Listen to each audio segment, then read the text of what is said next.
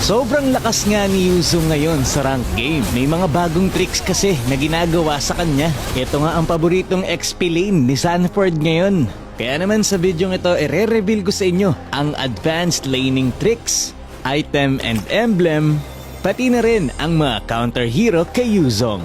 Yan ang pag-uusapan natin ngayon. Tip number 1, yung emblem pa lang ay importante na kay Yuzong. Kapag mabibilis ang kalaban mo, ang gagamitin mong emblem ay Quantum Charge. Tapos ang lalagyan mo na skill sa early game ay yung skill 2. Kapag yung katapat mo sa lane ay hindi kakaya sa early game, skill 2 muna ang lagyan mo para ma-poke mo siya. Pero kapag yung katapat mo naman ay lumalapit sa minion para makapag-clear kagaya ni Esme, ang emblem na pwede mong gamitin ay Warcry. Tapos first skill ang una mong lagyan para ma-first blood mo agad yung kalaban. Tip number 2, early petrify. Sa unang minion wave pa lang ay huwag kang manghihinayang gumamit ng petrify sa kalaban. Kasi kapag ginamit mo agad yan sa early, aabot pa yan sa turtle. Kaya maganda kung magamit mo agad ito sa unang minuto ng laro. Tip number 3, passive healing. Kung low health ka at gusto mong ma-maximize ang heal na inaibibigay ng passive mo, huwag kang lalayo sa kalaban pag na-activate ang passive mo. Yan kung mapapansin mo, nung lumayo ako doon sa Layla, 2 heal lang ang natanggap ko mula sa passive. Pero kapag hindi ako masyadong lumayo sa kalaban, 5 healing ang matatanggap ko. Kaya huwag ka masyadong lalayo sa kalaban kung gusto mong mag-heal sa passive.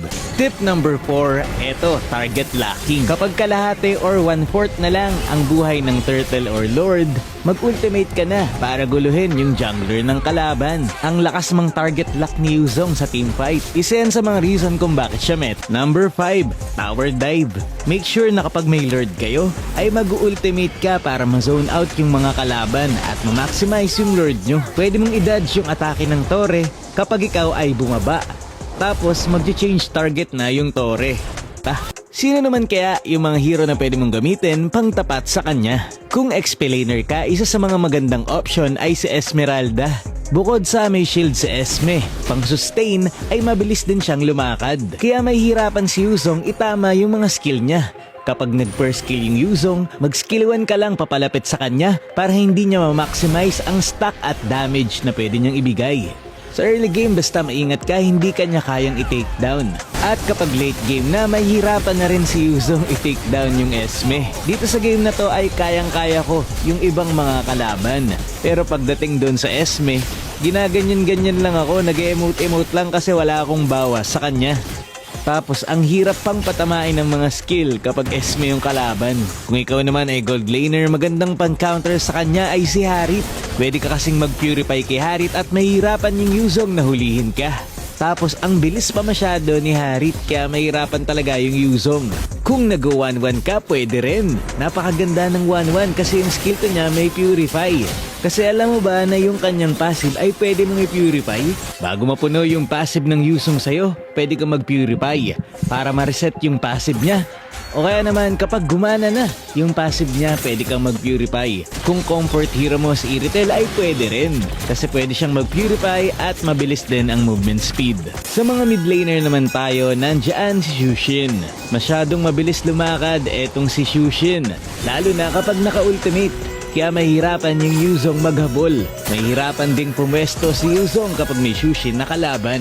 Next naman natin ay si Kimi. Hindi to direct counter, pero pwede mong gamitin kapag may Yuzong.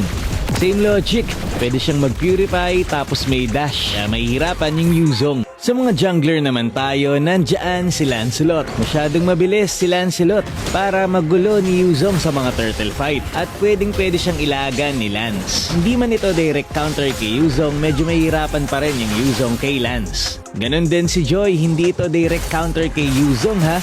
Pero mahirapan yung Yuzong habulin ang mga ito kasi mabibilis. Tapos, pwede ka ring sabayan ni Joy. Kasi yung ultimate ni Joy ay purify din. Kaya hindi ma-maximize ni Yuzong ang kanyang passive. Sa rumor naman, nandiyan si Diggy. Kasi kapag mga turtle fight at lord fight, matagal hindi makakapagpastak ng passive si Yuzong.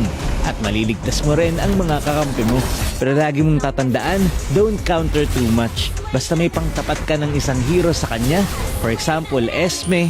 okay na yun. Hindi pwedeng buong lineup ay mag-a-adjust doon sa kalaban. Yung item sa kanya, Hunter Strike, tapos top boots lang. Tapos, depende na sa kalaban, yung defense item. Yun lamang for this video. Maraming salamat sa panonood and to God be the glory.